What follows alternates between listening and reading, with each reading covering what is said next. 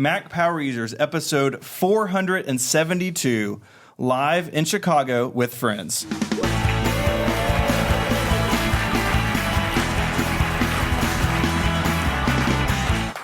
Hello and welcome back to Mac Power Users. I'm your host, Stephen Hackett, and I am joined in the flesh, I'm touching his arm right now, David Sparks. This is a very special podcast, Stephen.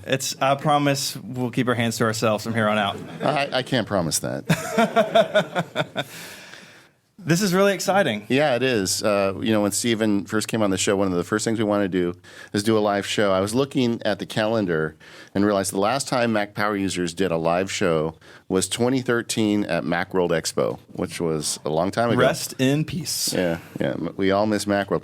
At that time, the iPhone 5 was rocking the world. Mountain Lion was on our Macs, and it's still on some of our Macs. On yours, right? Yeah. And it was overdue, so I'm really happy, and thank you everybody for coming out. I think we had a great show, not only for the folks in the audience here today, but also the folks at home. So I feel like I need to share a little bit about our last few days. Oh boy! So you've been in Chicago for a couple of days doing a conference, lawyer, grown-up stuff. Yeah. Whatever. I got in yesterday, so we've been spending some time together. Yes. We have some friends in town, and there's no way to say this. Chicago's trying to kill you. Yes. It has been one accident after another. I don't know what it is about the city. Everybody here is so nice, but it's so damn cold here. and everybody says from Chicago, they're like, oh, this is great weather. And yeah, that's what they're all telling me. But I'm from California, guys. Socks are optional where I live. And I think it's the cold. What's that, Jack London, to build a fire? You're dying under a tree. Yeah, Spoilers. Exactly. First I've been walking around wrapped up like Ralphie from Christmas Story. And I think that's the source of my problem because I'm so obsessed with the cold that in the last 2 days I have walked into a pane of glass. I tripped upstairs. It's true. I didn't even know that was possible. It's been rough, man. It's been rough. And you're away from California. Yeah, no Disneyland. What's up with that? They're not everywhere, and not everyone has that in their backyard. Yeah, no ocean. Got to wear socks. I mean, I'm from Tennessee, so this is also cold to me, but I'm also confused by the lack of things like pickup trucks and hunting clubs. I haven't seen a hunting club advertised anywhere. That's really strange. Yeah, that is. So we're both a little out of our element, but we're here together. Yes. And like you said, your family's here with us. Yes. Which is awesome. Yeah, and we've really enjoyed Nando's. Chicago's got Nando's. We don't have that in California. I don't know how that happened. We don't have it. We do have restaurants and like indoor plumbing. People hear that I'm from Tennessee, and they're like, how do you have the internet? But we do have those things. So we've got some fun stuff. Yes, we do. Should we do our surprise? I think we should. You vamp. I hit it. Okay. So I gotta go we get don't it. want to give it away. We wanted to have a prize for someone today. So we went looking. Stephen has donated to a Mac museum. So he's been working on it for us, researching really hard, and we found the perfect gift for the perfect Mac Power User. You want to show it to us, Stephen? Drum roll. Now, on eBay, this is sold as a authentic 1980 something Apple hat. Now that we got it shipped to us, we're pretty sure it's not. It doesn't seem vintage, but it is cool. Yeah. And we wanted to give it away, so we wanted to find who came from the furthest to be here today. So go ahead and nominate yourself. Canada. All right, Canada's pretty good. Ottawa, Canada, right? All right. Anybody got that beat? Little Rock, Arkansas. Also from the South. Florida is even farther. California. Anybody else international? Okay, so here's the thing. Canada's closer to here than Florida. Yeah. But Canada is a different country, and honestly, when's the last thing Canada won at? I mean... Yeah. And they're so nice there, too. They're very nice, and I feel like we should reward our neighbor to the north. I think we should. Come on down.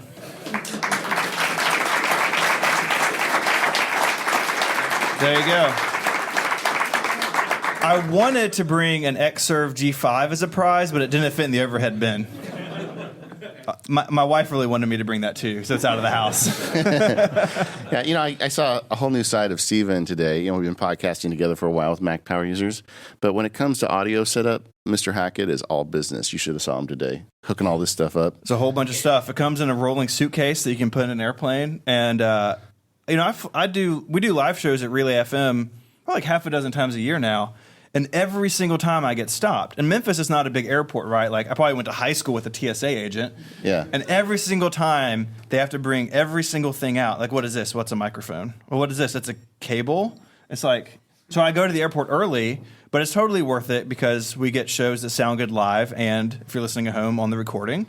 But it's fun. I really enjoy cable management. It's like it's my spiritual gift. Yeah, when I was setting up, I was putting the cables across the table, and I didn't realize I wasn't doing them the way Steven likes them. That's true. So I had to take care of that. Yeah. But we had the famous lost episode of Mac Power Users at Macworld several years ago, where I made the mistake of telling the guy how to press the record button, and so he punished me by not pressing the record button. Today we got it on the stage. In fact, we'll probably have to do a future show to talk through this. Yes, I'd love to talk about this. All the stuff that you've done with it. But it's been great. Before we take a guess out, you want to do some traditional Mac Power User talk? Got something on your mind? So you have been on a journey. Yes. I want to talk about this. So the other night you tweeted, I'm pulling the tweet up. I'm just going to read it verbatim. Here's an odd Mac problem. There's no documents folder. Just gone, and I can't create a new one. This is like a really sad poem in a way. Yes. I was going for haiku, but it didn't work. Ages ago, I had it synced to iCloud, but that's turned off, and there's no documents folder in iCloud. This is what got me. Even disappeared from the Finder view preference. You broke your Macintosh. I did. Yeah. I always talk on the show when Apple does some new iCloud thing, how I'll just go ahead and turn it on. I've gotten... Both of the hosts of this show, other hosts, have had disdain for me over my reckless abandon. And apparently it got around to me here because I had turned on at one point the share documents folder to iCloud, and I'd turned it off after we did it on the show. And I never used the documents folder. I use cloud storage for everything. But I bought an audio filter to try and improve some of the audio stuff. Steven's rubbing off on me, I guess. And I went to install, and it said, well, it can't install this because I can't create a folder in your documents folder. Which I thought, well, that was kind of weird, right? Strange, yeah. It's unusual. So then I went and looked, and there was no documents folder on my Mac. I didn't even know that was possible. So I started looking into it. And then I went into the Finder, the view options, where you can check, show me, and the sidebar, the audio, the documents, the whatever. Right. Where the documents thing was, it was blank. It had a checkbox with no letters next to it. That's an incredible bug. Yeah, I'm impressed the way that it broke. Yeah, I will put a screenshot in the show notes.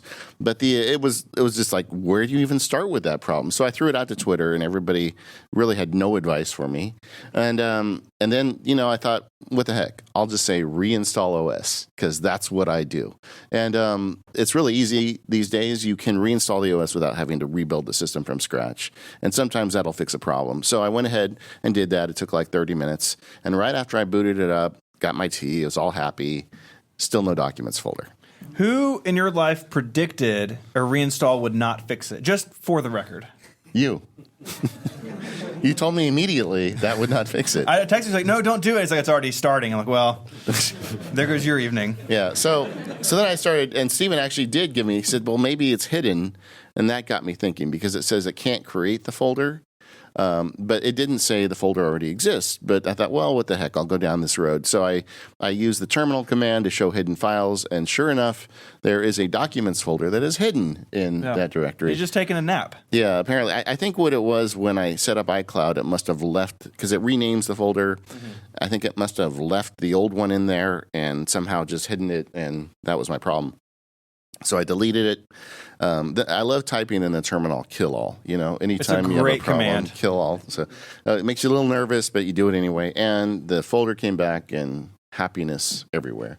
That's good. I'm glad it's fixed. That's the kind of stuff that makes me crazy on the Mac, though, because I have a podcast about being a Mac power user, and I'm trying to make this stuff easier for folks. But even once in a while, I run into this stuff that just makes no sense at all. I got your back.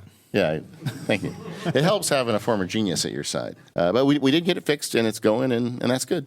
It is interesting. I have not spent much time with the iCloud desktop document sync. That's just not helpful in the way that I work. I've got this MacBook Pro that your water bottle is very close to, by the way. I have an iMac Pro in my studio, and they're very different machines. I don't necessarily want to sync stuff, and like we've spoken about, I use Dropbox for all that anyways. Yeah. And so I've never even turned it on, but I recently set up a MacBook Air for my wife, and at some point, it's the default. So unless you uncheck it, desktop and document sync is turned on, which seems bananas to me. Yeah. I mean, I get the benefit, your stuff's on your iOS devices and your other Macs, but clearly they've got a little work to do to make that more robust. And I think they'll get there. They've gotten that robustness has come to so many parts of iCloud, right? So I have faith that they can continue to round it out and make it better. But it's definitely an interesting tale that, Finder just couldn't unhide it. Yeah, it was because I don't even think I did that on that computer. I think it was the old iMac that I ran it on, and with a system upgrade, it brought the problem with it. Yeah. And at one point, I went into the iCloud folder where you can click the button to sync documents. I thought, well, maybe if I toggle it on and then off, that would fix it. But it wouldn't stick. If you click it, it actually wouldn't stick. So, yeah, the iCloud team still got a little work to do. It's always good when you tap a click box or an iOS, one of the slider buttons, and it just moves back on its own. Yep. It's like, it says its arms are crossed in the background. It's like, I'm not doing that. No thanks. No thanks. It's like, come on, work with me here. Well, in a few months, we're going to be hopefully seeing some Apple folks in Sacramento or San Jose, we'll maybe be able to talk to them about that. Maybe you could get a T-shirt printed with that terminal command. Yes. Just like walk around the conference with it. I don't know. If I go in a T-shirt that says "Kill all Doc" or "Kill all," yeah, they're not going to let you in. Security's going to have a problem. On the plane. I don't know. Is that kill all Finder, and like the Finder team gets an email? We've had a security threat. You need to. I guess my example there presupposes there is a Finder team, so that one person's or a terminal team. Yeah, one person's really upset. All right, so we have a really awesome show planned. I just wanted to get that settled because you had tweeted about it. I didn't want to leave it hanging for 2 weeks. Sure. And I'm glad your computer's fixed. Yes, it works. It installs. I can even make folders in the documents folder again. Brilliant. It's all good. So why don't you tell us about our first sponsor, and then we'll move on to that mysterious empty third microphone. Yes, I'd like to do that. And I'm really happy to announce our sponsor of this show is the original sponsor of the Mac Power Users. It's our friends over at Smile and Text Expander. I remember when we were first doing the show, they said, you guys should have sponsors. And we thought, we never even thought of that. We asked, how much should we charge? We didn't even ask them. So they're just great guys. I was talking to them earlier today and told them, oh, you guys are sponsoring tonight's live show. Is there anything special you'd like me to talk about? And they said, yes. Tell the Mac Power Users audience we love them. So they say they love you.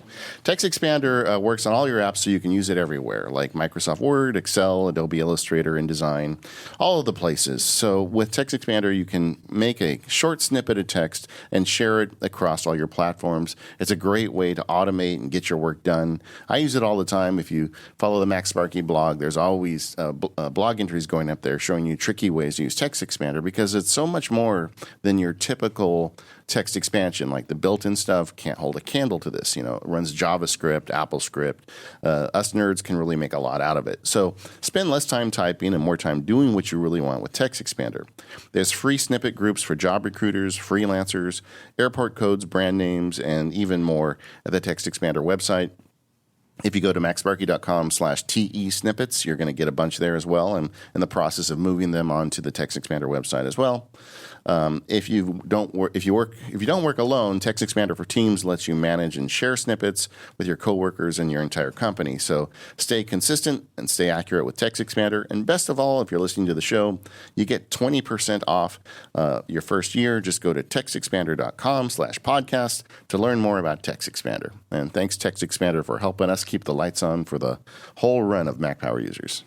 Do you want to introduce our mystery guest? Yes, I do. So we were talking about having some special guests come in, and Stephen has written a lot lately about the MacBook Air, and I have a friend that is a pro user, someone who can make automation and programming like nobody's business, and she decided rather to sell her MacBook Pro and buy a MacBook Air. And I thought we needed to sort that out in the Mac Power Users. Not only is this person a Mac Power User, she's also the queen of the Mac Power Users Forum. Everybody, welcome to the stage, Rosemary Orchard.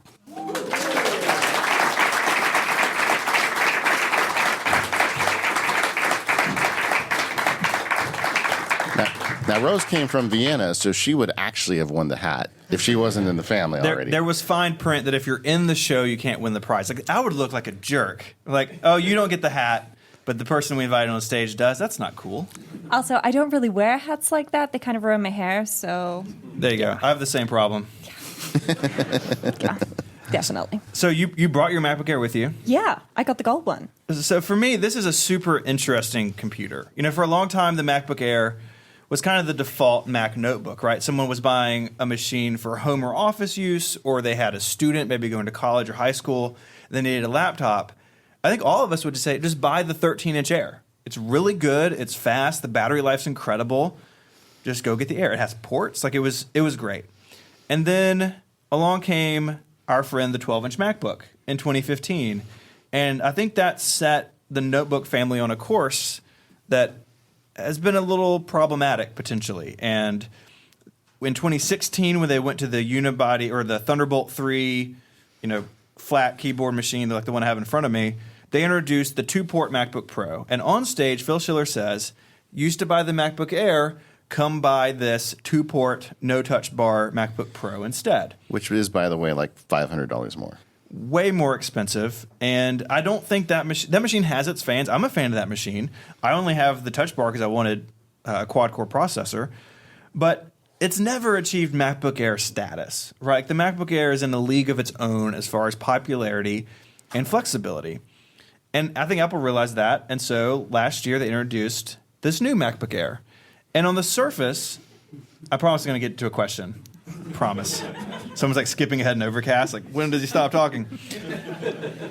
On the surface, they fixed and modernized everything about the MacBook Air. So it has a Retina display, but it still has like that gorgeous profile, the wedge design, really good battery life still, better trackpad. We can talk about the keyboard, but it's a modern MacBook Air. And to me, that's super interesting because it signifies, I think, Apple changed course in its notebook line. And then we were talking, and you were going to get a new machine, and you say you're going to get the Air, and that just piqued our interest because you're a developer, you're a pro user, you're coming from a 13-inch MacBook Pro. 15-inch, the big one. Yeah.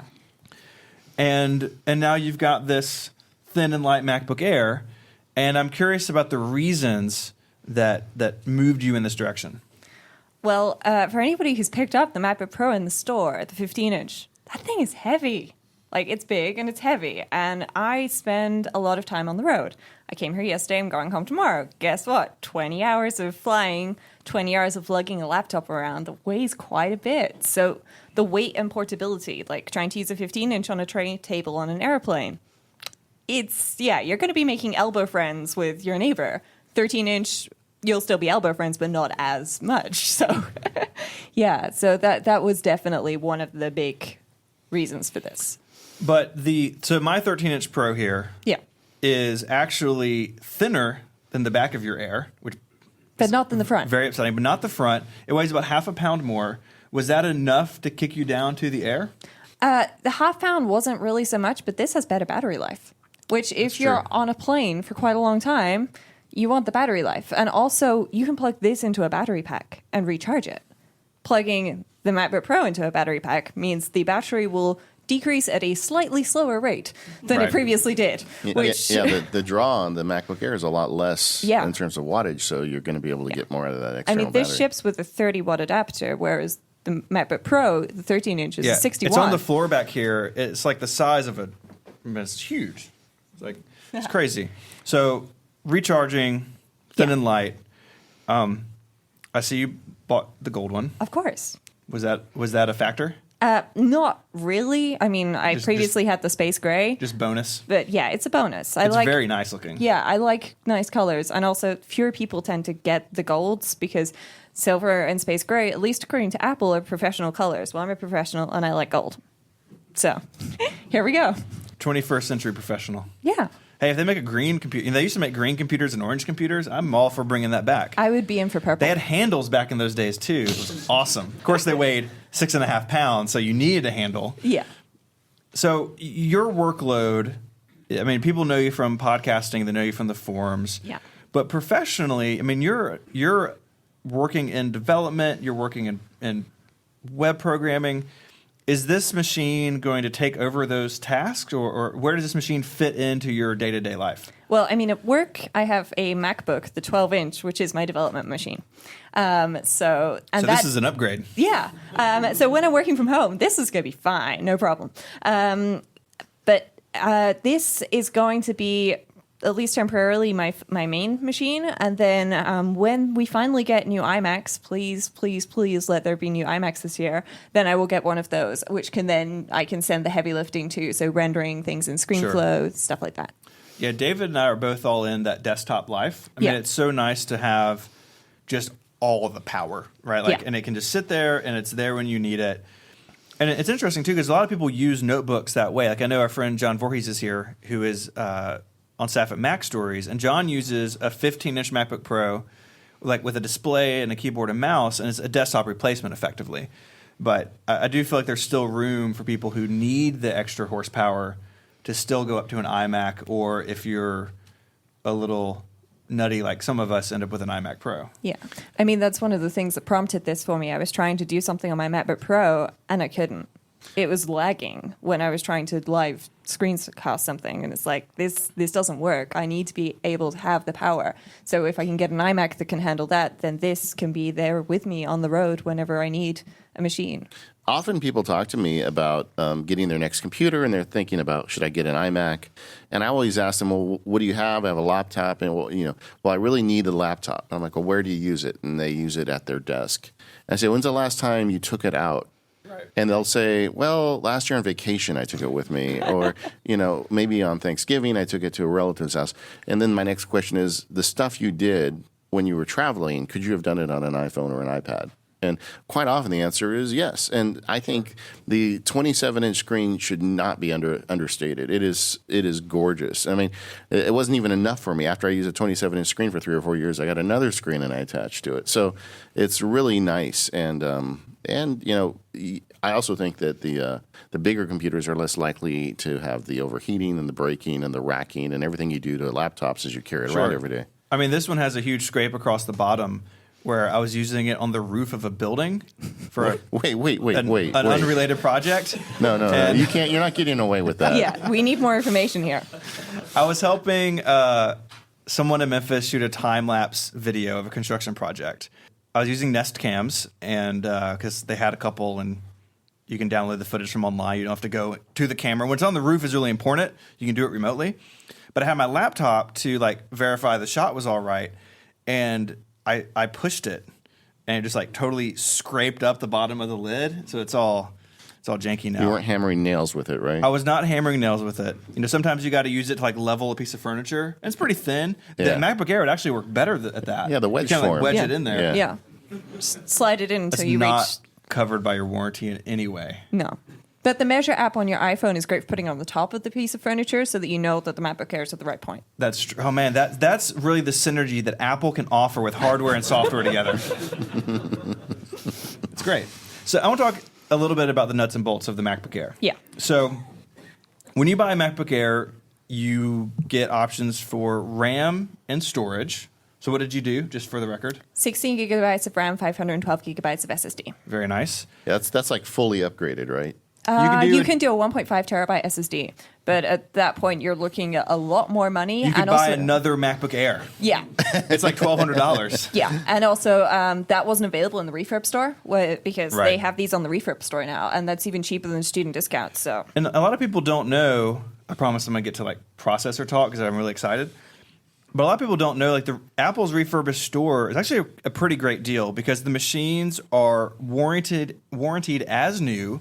You can buy Apple Care for them, so it's not like you're running the risk of, oh, this machine got returned and I'm gonna have trouble 2 years in. Well, you buy the Apple Care like it's new, and you can save hundreds of dollars. And sometimes you gotta wait for what you want because things cycle on and off. But I have no problem recommending refurbished store to people because Apple goes through those machines with a pretty fine tooth comb, and they replace a lot of components. And actually, if someone returns a machine that's because it's dead out of the box, depending on how bad that is, that may never make it back into the refurbished store. A lot of these are open box returns and that sort of thing. So it can be a great way to save some money, and especially if you're on the fence of new and no warranty, or refurbished and then you can afford the Apple Care, I'd go refurbished every time. Yeah, Definitely. You can usually get it cheap enough to get basically free Apple Care. So you Right. get 3-year warranty on a refurb machine. We only get a 1-year warranty on a new machine. Yeah, it's totally worthwhile to look at that.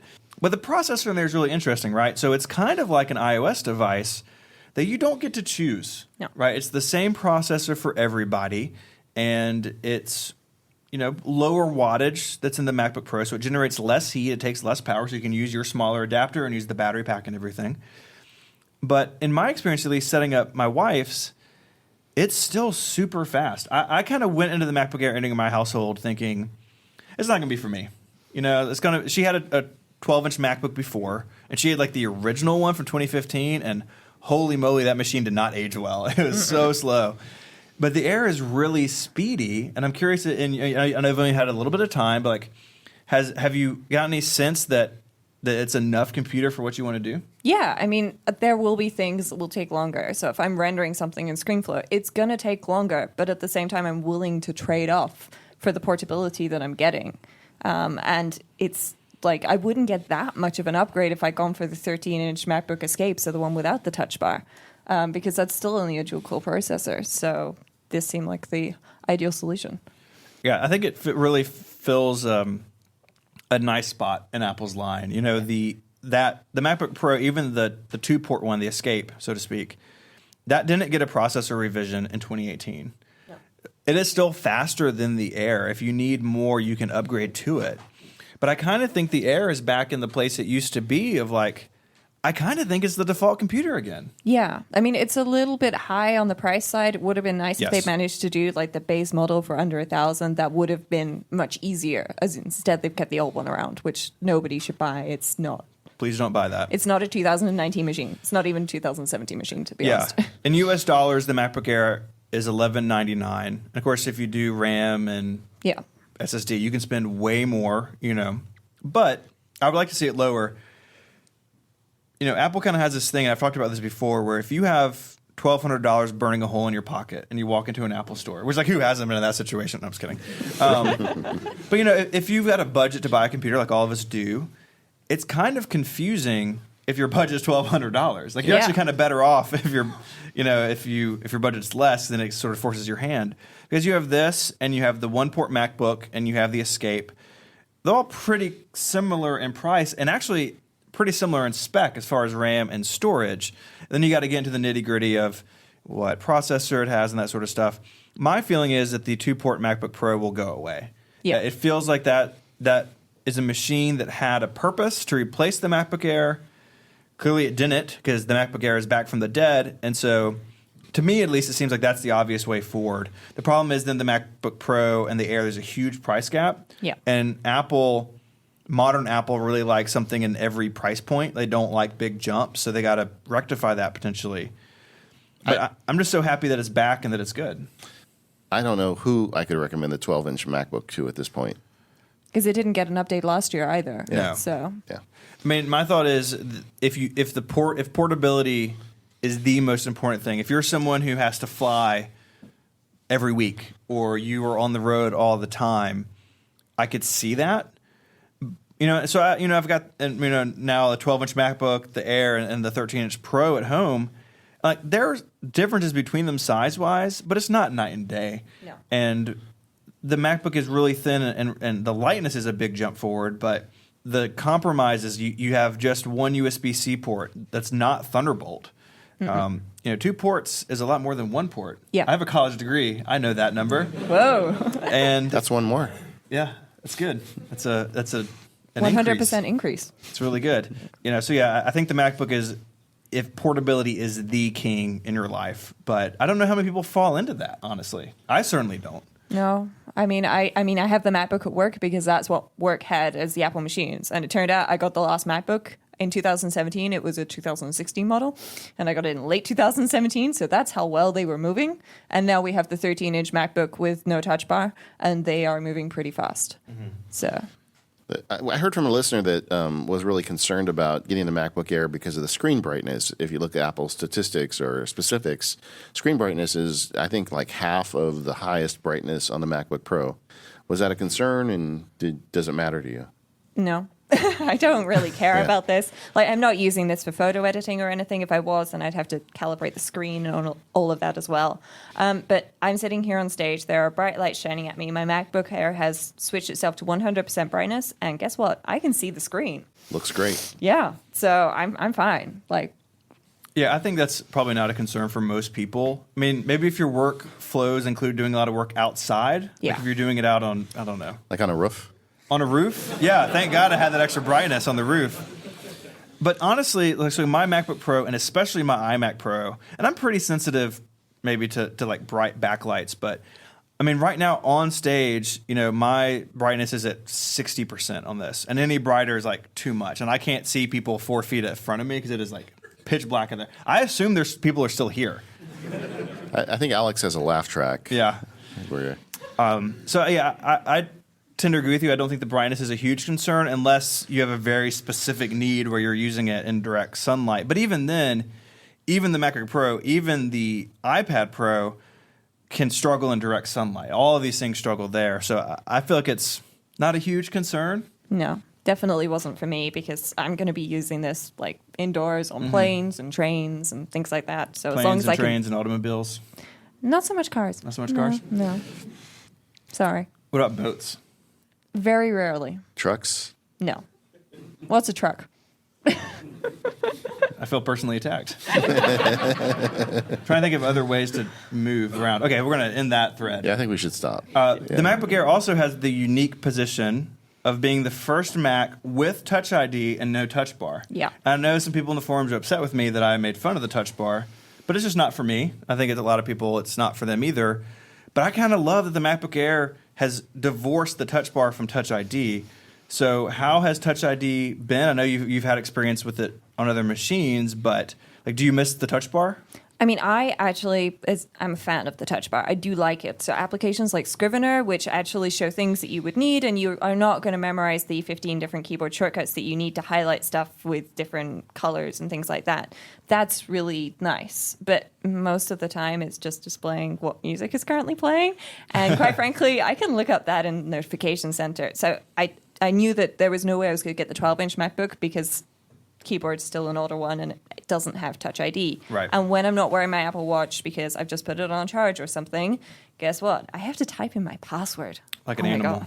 I don't remember my password sometimes. So it's like just being able to put your finger on it, Yeah. it's one less step. And it's great because Apple's integrated into the system. So system preferences unlock with Touch ID. Things like 1Password. Mm-hmm. I sit down in my iMac Pro every morning and I go to unlock 1Password, and I just wish I had a Touch ID sensor. Like, put it on the back, or like, just something.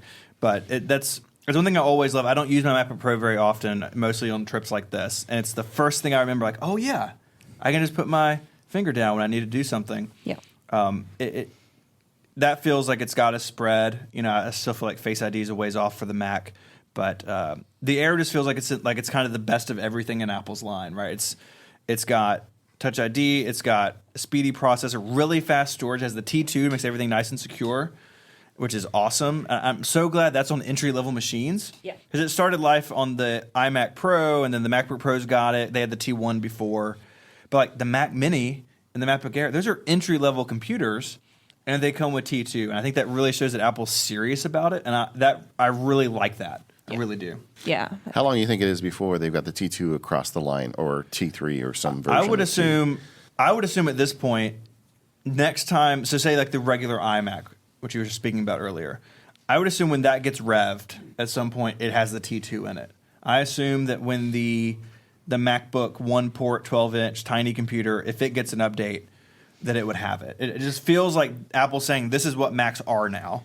And moving forward, this is how they're going to be. I mean, you can't put a microphone in front of Tim Cook and he doesn't talk about security and privacy. So Absolutely. I feel like they've probably already decided it's across the line. I think so. And, the iMac, maybe we're really in the weeds now. Really, they may do the cooling stuff the iMac Pro had. Like, I feel like the iMac is due, definitely. But I would assume that the T2 at least will be everywhere. And that doesn't mean you get Touch ID, right? Like the Mac Mini doesn't have a Touch ID sensor somewhere. Yeah. Oh, that'd be awesome. Yeah. You just put it like around the top So for mine's in my entertainment center. So anytime I log in, I have to go under the TV and touch it. Yeah. That's My very family practical. would love that. You gotta assign it to one of your kids and just say, It'll hold multiple fingerprints. Josiah, go.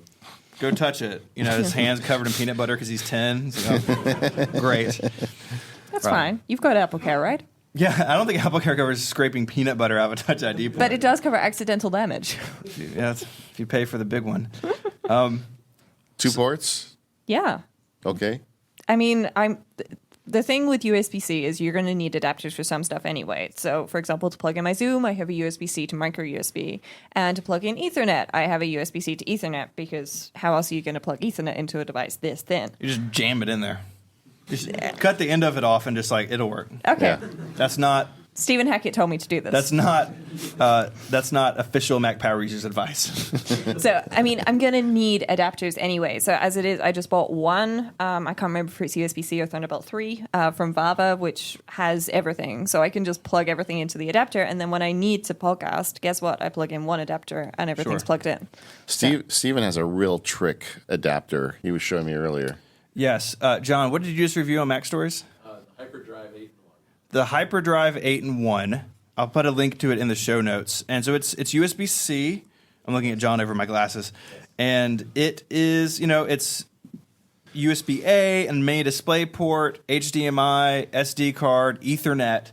And it's like the size of a sandwich, right? RS-232. Yeah.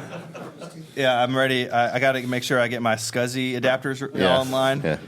But before this, I was carrying around just a pile of dongles. It was like Hansel and Gretel. I could go to a coffee shop and leave one, and I could go back and remember what table I had.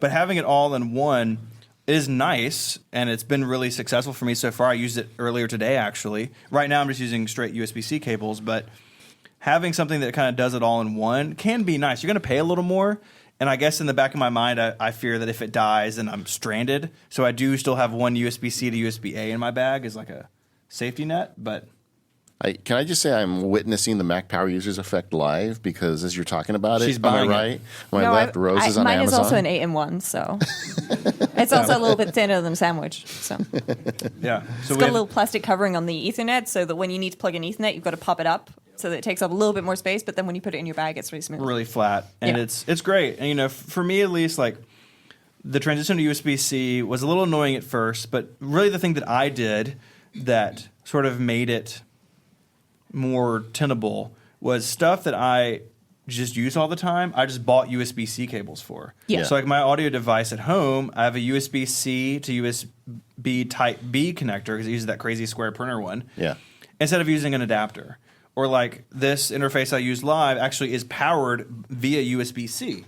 So like the world is slowly doing it. It's just taking a little time. Yeah, I think cable replacement is something people don't think about. If you buy a new device that's USB-C, rather than buying all the dongles, look at the typical devices you're attaching to it and go buy the USB-C cables because they're out there for just about everything. Yeah. And it's not going away. It's not like Apple's going to go, oh, never mind, we're going back. Like, they're not going back. Like the ship has sailed. And so for me at least, it was an investment of a little bit of money, but it brought the frustration level down. Yeah. And that was really key to me because especially if you use a notebook and you're doing stuff with it all the time, it can just be really frustrating. It can slow you down. And for me, just having kind of everything ready to go just made life a little bit easier. Yeah. And also sometimes the dongles that you get on Amazon, the USB-C to USB-A ones, only support USB 2.0 speeds. Whereas if you get the USB-C cable, it can also support USB 3.0 speeds. So you're actually not slowing yourself down, which is a significant win. But yeah, so we got links to those in the show notes. So before we let you go, do you have any sort of parting thoughts on the MacBook Air that we haven't gotten to? I don't think so. I mean, I really like it. I am impressed with this device. Like, I was a little bit concerned that when I picked it up, I was going to have to go back to the Apple Store the next day and be like, I need to return this. But that's not happened, and I'm very happy with it. Awesome. Yeah, I played with hers and a couple others, and I shouldn't say this because my wife is in the room, but her was it 13-inch Retina MacBook Pro. She has the original Retina MacBook Pro. Like 2013, It still, I think 2014. it still has the diving board, touch bar, Oh, and yeah. that's starting to freeze up. And I feel like Is there peanut butter in it? no, not yet, but maybe there will be after I say that when that one goes, we'll probably just get her a MacBook Air. Yeah.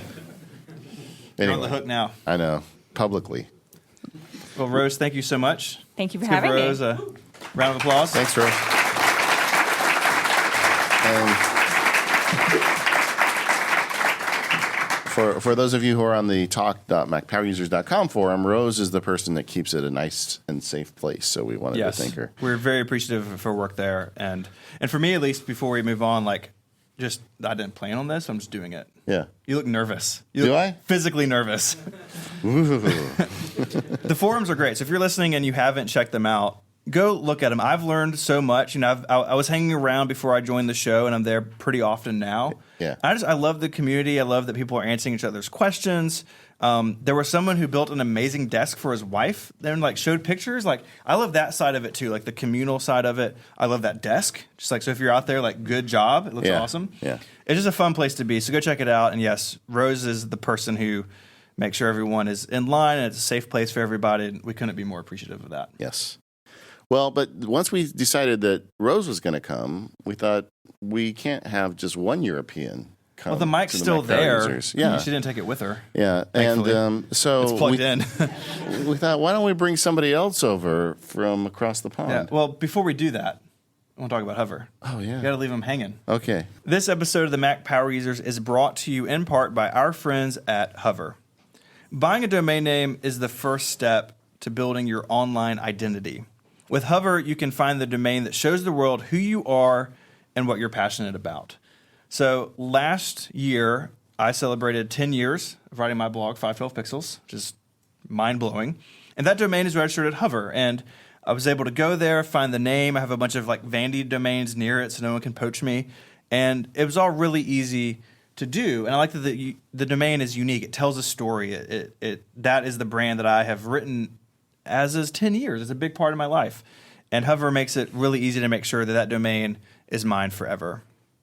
And they're great. One of my favorite things about Hover is there's no junky upsells. Sometimes you go to buy a domain name and they try to add stuff and the interface is confusing. And Hover really values their customers' time and their attention. And so it's a really easy process to check out.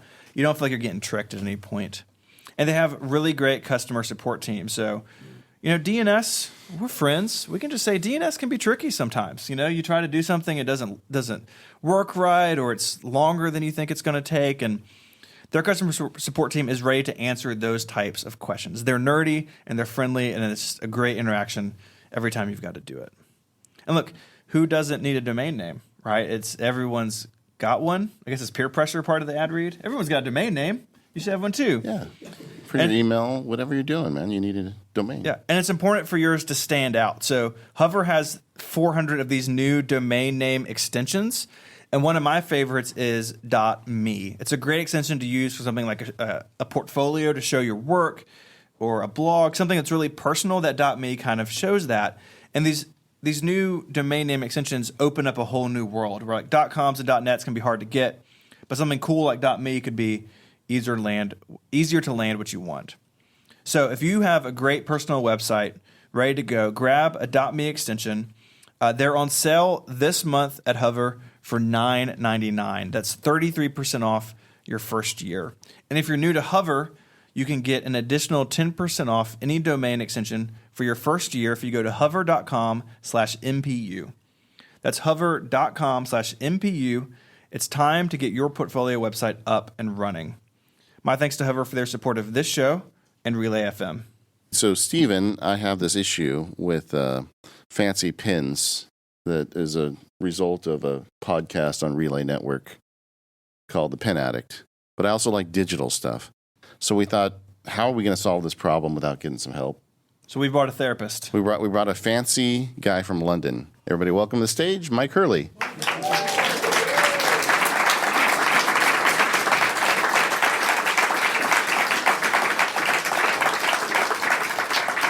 Hey, buddy. What up, homies? So, Hey, Chicago. So I think, Mike, you should tell us about when you decided to come to this show, because that really was special. Yeah. So obviously I knew about Stephen joining Mac Power Users. Surprise. We should introduce you. I mean, we assume people know who you are, but Okay. Mike is my co-founder at Relay FM. He is the half of the business with the better accent. And he's wearing a pocket square when I'm not. That's how you can tell his British. But did you notice any other similarities to my right and my left? We're wearing the same shirt. Me and Stephen are wearing He was so upset when I was very upset. when I put this shirt on today. So usually, believe it or not, we actually talk about these things when we're planning a show. So I was like, David, you have to go buy a sports coat.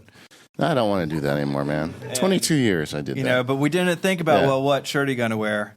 Yeah. And we've failed. Yeah. I just think it's the longer you podcast together, the more you start to look the same. yeah. So, but just before Stephen joined Mac Power Users, he sent me the edit of the first episode so I could listen to it in advance because that's the perks of being a co-founder. And 10 minutes after listening to the show, I could hear how excited both he and David were for like a new life for the show and a new kind of direction. And then I booked a ticket to Chicago because I really wanted to be here. So disappoint him. And then they wrote me on stage. I wasn't supposed to be on stage. I didn't know I was going to be on stage. And then like a week ago, they told me, oh, you can have a part of the stage show. I was like, all right, okay, we'll do that then. So Yeah. here I am. You're not going to come all that way. We're not going to put you He on. had already, guess so. he had already packed the pocket square. It just goes with him everywhere. Like, it's no problem. I can just, Don't worry, guys. I'm just, I got the bucket square. He's British, you know. it's like being Batman or something. Like you're always ready to go, but it's a very specific need. Yeah. So anyway, for the iPad users out there, GoodNotes came out with a really good update recently, and they really did a good job of the pen, simulation. They've got the fountain pen, they've got the brush pen, and I'm a nerd. And over the last year and a half or so, I've been making a real effort to do a better job of journaling and diarying. I think it really has helped me with a lot of things. So I've been using Day One, PoppyLab Day One. In the meantime, I listened to Mike over there on Pen Addict, and you know how when Mac Power users find me and they say usually it's the Mac Power user listener, but quite often it's also the significant other that wants to talk about how much money the show has cost them. And I feel like Pen Addict has been that for me because I've bought several fancy pens because of Mr. Pocket Square over here.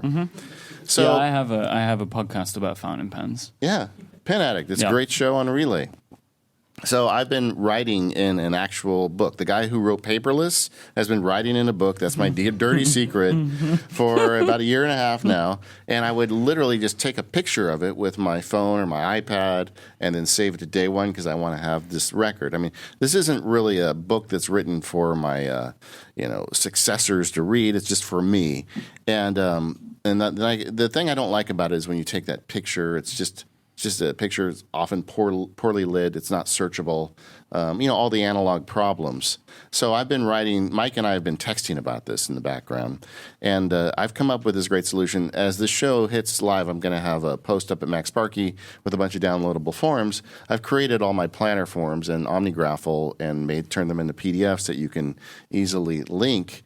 But I just wanted to talk about digital versus audio, Yeah. or analog for this stuff. Yeah, but I think before we move on, you should say the cut because you have lots of these forms that you have. So you have like a daily one, a weekly one, like as review forms. You have a meeting note form, and you import all of these into GoodNotes and take notes on them, right? Yeah, so the workflow for it is I create them in OmniGraffle. The ones that are downloadable, I'm using a custom version of Futura because I'm kind of fiddly about this stuff.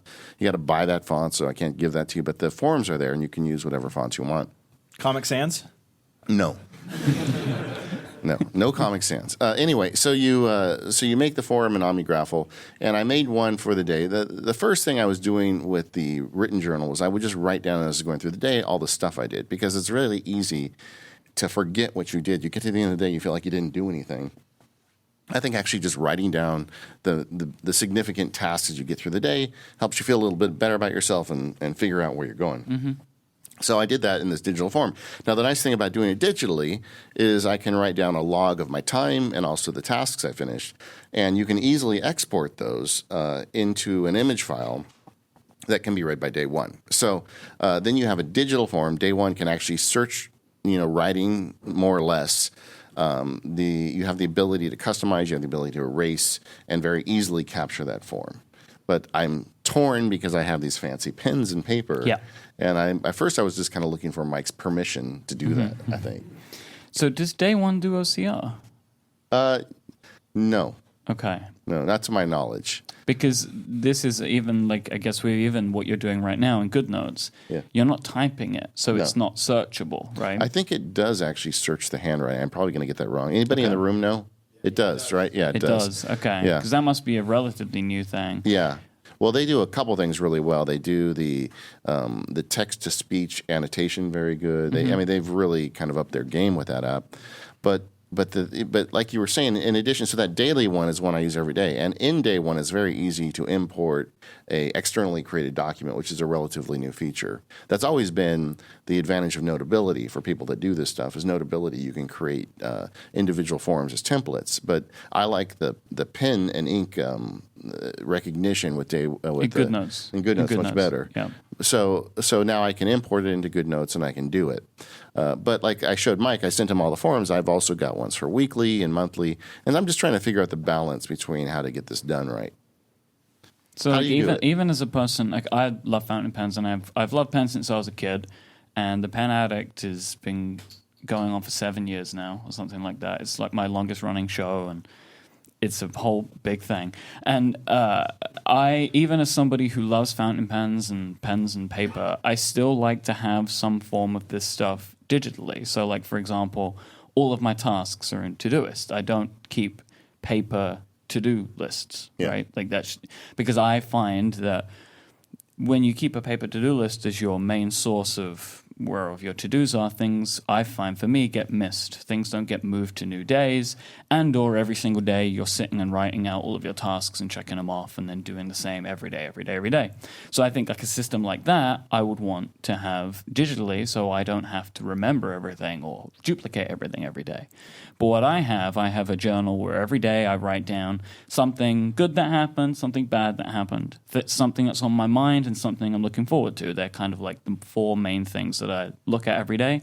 And then I have these 7 questions that I ask myself every day, which relate to things about my company and my personal relationships, which came from a book that I read called Triggers. Yeah.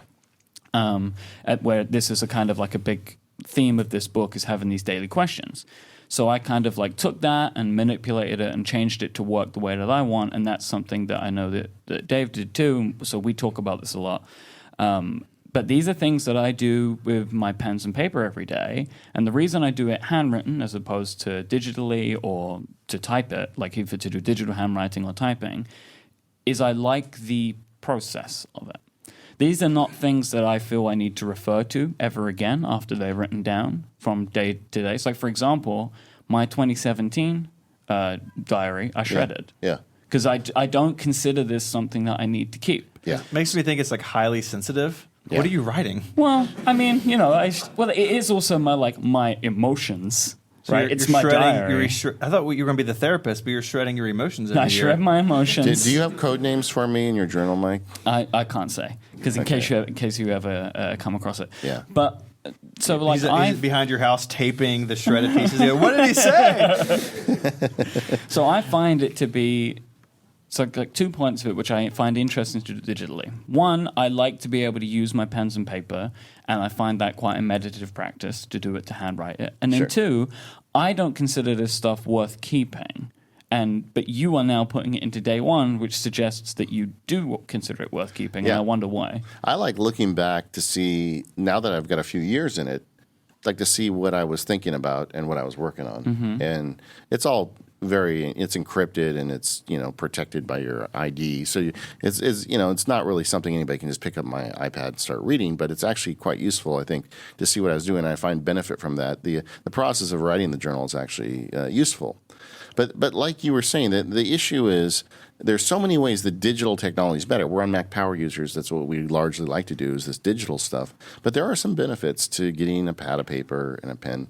And I've been trying to find the mixture between that. And what I'm finding is for a lot of the stuff I used to write down, I'm now doing it digitally with GoodNotes. But there's still certain things like at the end of the week when I do the weekly plan, I'll do that in a notebook. Okay. Yeah, because the Apple Pencil is amazing. I love the Apple Pencil. But the experience of using an Apple Pencil, which is a piece of plastic on a piece of glass, it doesn't have the same feeling. It just doesn't. I mean, it's great and it works very well. The latency is fantastic, and you can choose different brushes and different pens and different colors and all that kind of stuff. but it doesn't have. If you are a person that enjoys using pens and paper, it's never going to get close to that, to replicating that feeling. And for me, I don't like to lose that. Like, I like to have some of that element in my life still, even though I am such a digitally focused person. Yeah, for me, the lines really come on the frequency of input, I think, is what it is. Like, the stuff that I'm tracking daily, I'm absolutely over on digital now. I think the Good Notes update is so good, and they really have come so long or so far in making something that writing with the Apple Pencil on the iPad feels so natural. And I love the idea that I can create these forms that are in this accompanying blog post where every day everything's set up for me. I don't have to get the rulers out and set everything up.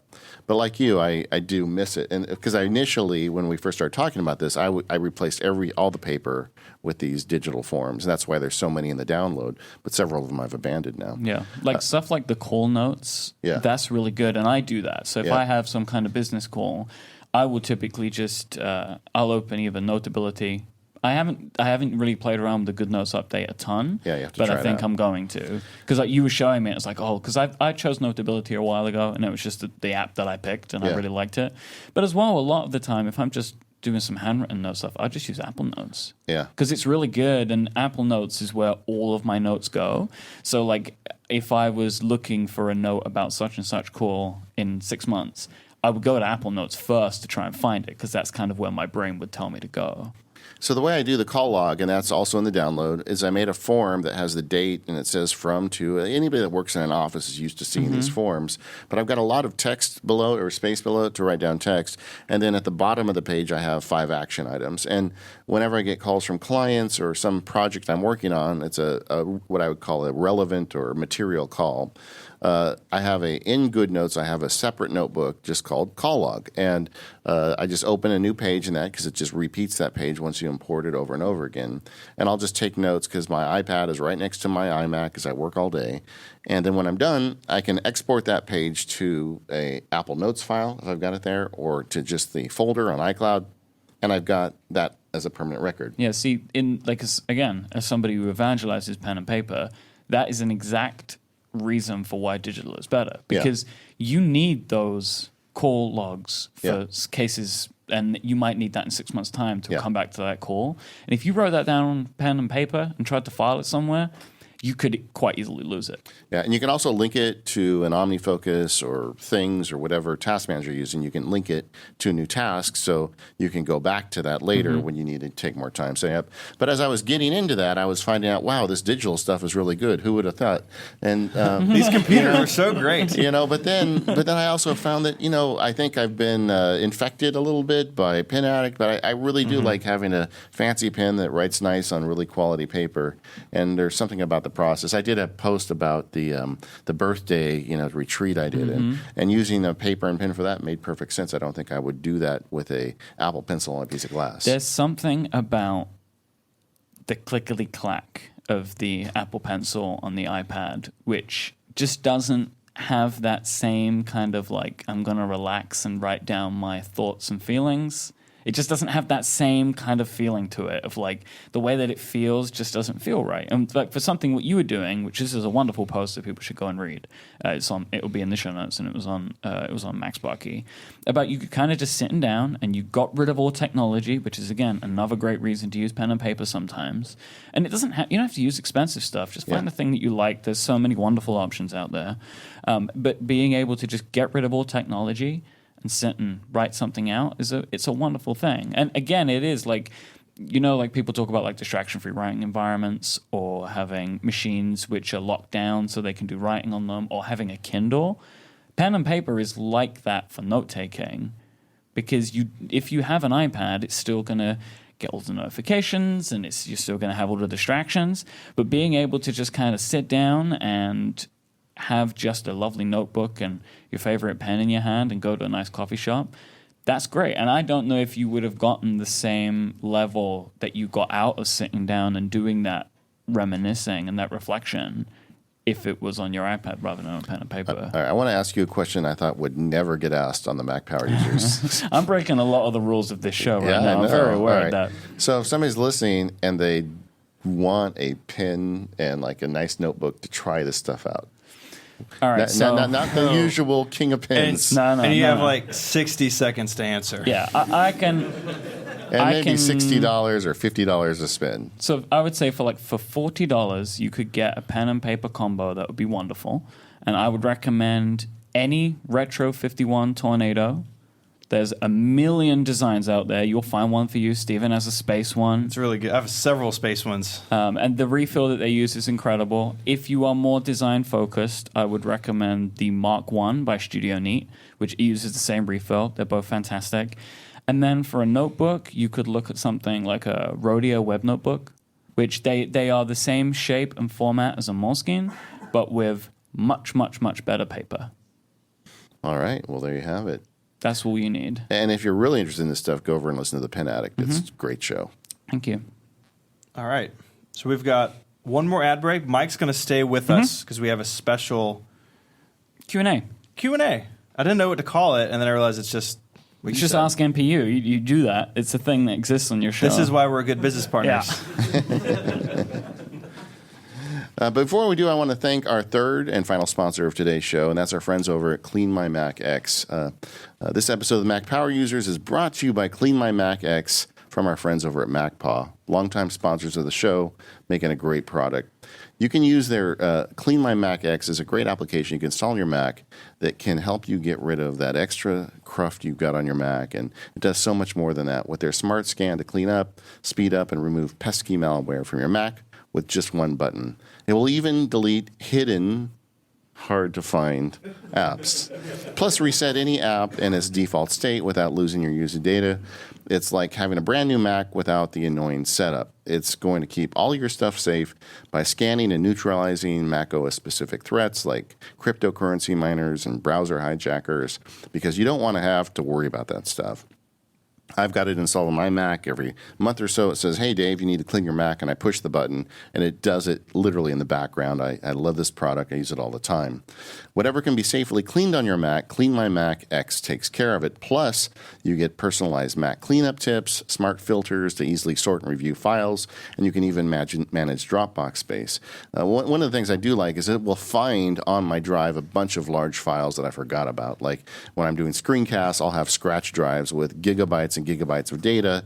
And I found one recently on a screencast that had been released over 2 years ago that was just sitting there taking space. I push a button, Clean My Mac X just takes care of it. So it's time to show your Mac a bit of love. Head over to MacPaw.com, Clean My Mac now. That's MacPaw.com, Clean My Mac to make your Mac feel as good as new. Let them know you heard about it here on the Mac Power Users. And thank you to Clean My Mac X for all of their support of this show. All right, so we're going to do some Ask MPU questions. I don't know if I was supposed to introduce this segment, but I've taken over. Go for it. These were submitted by our lovely Mac Power Users audience. And the first question comes from Thomas. And Thomas asks, in the last several years, which Apple product has most made your heart sing, and which has most made your heart sink? That's a beautiful question. Isn't it worded so wonderfully? He could have asked what was good and what was kind of cruddy. Yeah. It's like, what was great and what was crap. But no, it's like, what about sing and sink? Well, that's because he's a Mac Power Users listener. Very eloquent, very smart, very beautiful people. So, Stephen, which products have made your heart most sing and sink? My favorite Apple product in the last several years are AirPods. Yeah. I'm on my second pair, which isn't great, but I use them all the time. You know, we've all, maybe if you use them, you've had this situation where you get somewhere and you realize you left them at home. It's like you pull your wired earbuds out of your backpack, and it's like going back in time. It's like they get caught on things. Terrible. Really love the AirPods. Use them for calls, exercise, doing the dishes, whatever. As far as things that have made my heart sink, I'm going to go a little esoteric on this. Of course I'm not going to say the MacBook Pro keyboard, even though that's the obvious answer. Is that your answer? No. Okay, that's good. I'm going to say the death of macOS Server. So, oh, yeah, I know my people. Oy. They slowly whittled it away, and they said in the last year or so, hey, we're moving a lot of the stuff to client. So like a lot of like the content caching server, which I talked about in the Mac Mini episode, that used to be a server product. Now it's just in macOS client. But so most people don't need what's left of server. It is still around. It does very specific things. But just the sense that that's not a use case that maybe Apple is super psyched about just made me made me sad as someone who has a Mac server and plans to have one for a long, long time. Dave? For me, I think the thing that made my heart sing in the last few years is this new iPad Pro. It's just gorgeous, and it's so fast. I mean, it's like MacBook Pro speeds on a little piece of glass. The most beautiful hardware. The pencil, I mean, the whole reason we had this whole digital versus analog discussion is, frankly, because this thing has arrived in the meantime. I love almost everything about this, except the one thing that makes my heart sink, and that is the operating system that they're running on it. Yeah. I know I keep banging the drum on this, but the iPad, the only thing holding it back is iOS. And I just, there's actually a running battle going on in the forum about this that I keep weighing in on. I feel like a company with Apple's resources should be able to walk and chew gum. And we should, every year, they should be putting the pedal down on making this iPad be able to do anything you can do on a Mac. And there's still things you can't. The reason why I don't have the post up with the templates when we start the show today, because I've been walking around with my iPad all day and just getting files zipped, and I know it's all possible, but it's much more tedious than it should be. And now that they've got this amazing hardware, I feel like they really need to deliver the goods on the software for the iPad. Fingers crossed. Yeah, for June. We keep hearing that, but hopefully, I don't want to get so excited about June that I get there. I'm disappointed because it's not enough. Yep. But I think every 2 years is not enough. I mean, we go through this thing where this has happened twice now, where we get towards WWDC and the whole community is at a boiling point over the iPad not doing enough, and then they give us something, but then they make us wait 2 more years before they do it again. I feel like they can do better. All right, Tim asks, what has been the biggest challenge to keeping Mac Power users' content fresh and engaging? David, I'll ask you first, considering you've been here the whole time. Yeah, people ask me this all the time, and it's not a challenge. I mean, I'm super excited about this stuff. I meet people all the time. I guess the one thing I have on is I always have my would this be good for MPU radar on. Like, we just did a show a few weeks ago with a sheep farmer, and I found her in the forums, and we had a phone call, and I'm like, oh my goodness, this is going to be a great show. It was great. And so I just keeping my eyes open. A lot of the stuff we do sometimes come back and cover things again, but it's always in motion. And I get super excited about this stuff, as you probably know, and I have a great time, and it's not really that hard. What about you, Stephen? I'm just excited to be here, man. But I think for you, you have other places where you talk about technology and especially Apple products. So for you, how are you finding different things to talk about on Mac Power users that you might not talk about elsewhere? MPU gives me a place to get deep. There's a show like Connected that you and I do together. It's Apple news. It's rumors. Jokes. And mostly just jokes. We've had a running segment about how Federico Vitici's never had porridge. Like, if you don't listen to Connected, I don't know, that'll probably talk you out of it forever. Yeah. But I don't, MPU gives me an opportunity to let the nerdy side of me off the leash a little bit, so we can talk about things like content caching server, and we can talk about like custom hardware development to track sheep. Like, that's wild. And I've always loved that about MPU, and that's what I was most excited about when you asked me to join, was to really get deep into this stuff and help explain it and work our way through it in a way that's perhaps a little more detail oriented than I get to do other places. Yeah, I mean, the only reason I agreed to do MPU to begin with was once we found a concept that didn't involve talking about news, and that's what's so special about this show. We get to really dig in deep, and it's really fun. Yeah, I like that I get to do both, because I do like the news stuff, but I like that that's contained over there, and we can do our nerd thing here. Isaac asks, what does the process of editing the show look like? So, Stephen, I know that you've taken over the reins for this recently. So, yes. What do you got to say on that? I think I should go first. My process is I put a file in Dropbox. And a podcast comes out the other side. Yeah, it's amazing. It's magical. That's some real automation you got on over there, Dave. That's the best automation. I do it in Automator. You wouldn't think it's powerful enough. Yeah. So I do edit the show. I edit quite a few shows on Relay at this point. And so I get the audio from David. I get it from our guest, if we have a guest, and they record their audio locally on their Mac. So we use Skype. I have a recording of the Skype call, but I don't want to use that unless something terrible has happened. So that's like just a background, like backup situation. Belt and suspenders, baby. You can't have two. I'm recording this show on two different devices. Like, separate them as much as possible. So I edit in Logic Pro. By no means do you have to edit podcasts in Logic. There's some things that Logic does. Its compressors and its noise gate, I think, are better than what GarageBand offers. But I'll tell you right now, I'll go on the record right now. If Ferrite, which is an iPad audio editing application that's amazing on the iPad, if that comes to the Mac, I will leave Logic. Because Ferrite really just does what I need to do. Logic is a music production app. I don't need drum loops very often when editing MPU. I mean, sometimes, maybe right now if you're listening and I remember to edit it in. Well, we'll just do an episode and I'll explain my mad beatboxing skills. Perfect. All right. Do you have those? I'm not going to say anymore. Yeah, it's not this episode. You got to come back. Say. I don't think I could be surprised by the untold talents of David Sparks. Yeah, which sounds about this band he's doing with all these famous musicians. It's incredible. So I edit in Logic, and I really look for a few things. I make sure everything is lined up. And if you listen to MPU, we have sometimes 3 voices, and I don't want a lot of interrupting or crosstalk. And so I go through and clean all that up. I insert the ads, I insert all the music, and then I create MP3s in Forecast, which is a free application written by our friend Marco Arment. And so I export a wave out of Logic, and I use Forecast to embed the album artwork and the metadata, and it gives me my MP3. And chapters. I add chapters in Logic, but then I just make sure I didn't misspell anything in Forecast because that happens all the time. Yeah, if you're listening, there's actually chapters in MPU, and they've been there for years. It's amazing when I meet someone who says, "Oh, I didn't know those were there." Yeah. So if you didn't like, a certain section, you can see whatever, and that's totally fine by us.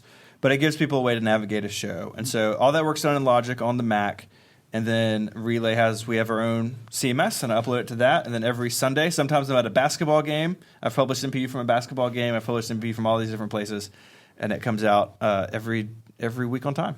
I also learned about production. I know now what my mic switch waveform looks like because I'll just be working on my computer and Steven will text me, "This is what your mic switch, your mute switch." Your mute switch is this little line and a divot in Logic Because it makes a pop-in sound when David unmutes himself. Yeah, which he does it with a hammer or something. It's like bam. Actually, I do it with Steven's MacBook Pro. That's why the bottom's all torn up.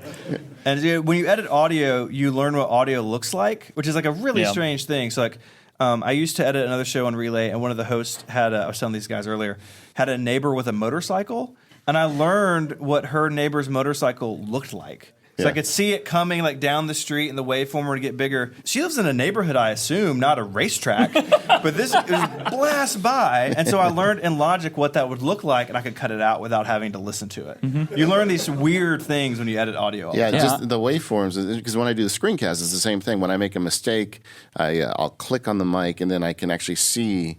By the follow-up, the exact point where I did the file. I know how far back to go because the waveforms are similar enough. It's a visual art, apparently. You wouldn't think it is, but it totally is.